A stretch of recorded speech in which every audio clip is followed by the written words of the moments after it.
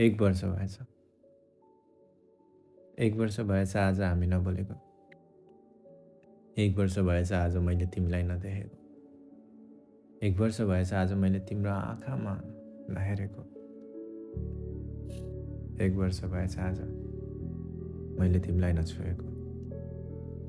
कहिलेकाहीँ देख्छु तिमीलाई, दौडेर जान्छु, आँखा चिम्लेर खोल्दा छेउमा सिरानी भिजेको बाहेक अरू केही देख्दिनँ। कहिलेकाहीँ तिमीले मेरो नामले बोलाए जस्तो लाग्छ, पछाडि फर्केर हेर्दा त्यहाँ शून्यता बाहेक केही भेट्दिनँ। किन यार, किन मलाई यस्तो लागेको कि तिमी वरिपरि यहाँ मसँगै छौ जस्तो।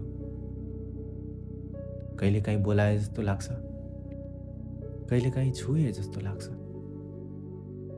के भएको यार मलाई, के भएको यस्तो कि म बौलाइ पो सकेँ कि खै के भएको यार।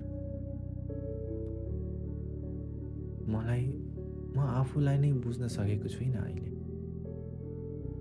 1 वर्ष भयो, 1 वर्ष भयो आज, तर किन मलाई अझै पनि यस्तो गाह्रो भएको।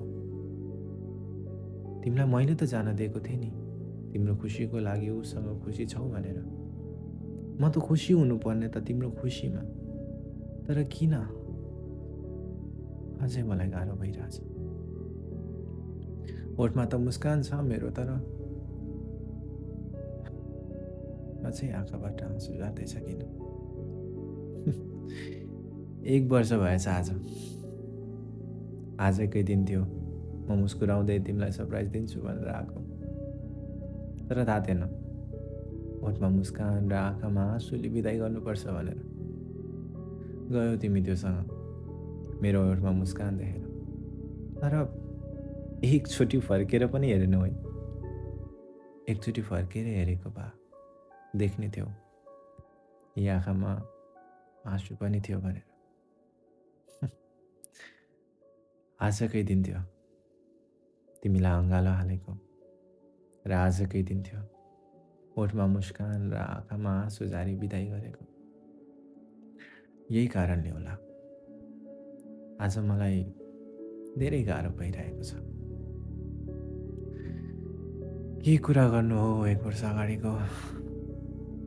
तर यार साँच्ची 1 वर्ष भएछ है, नबोलेको, नभेटेको, नदेखेको पनि।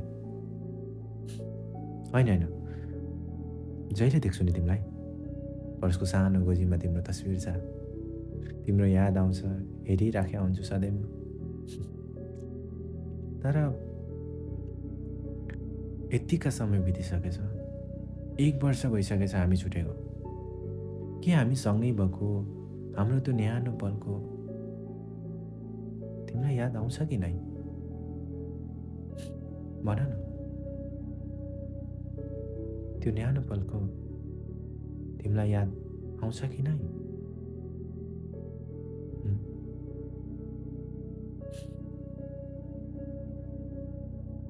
उत्तर त पाउँदिन होला,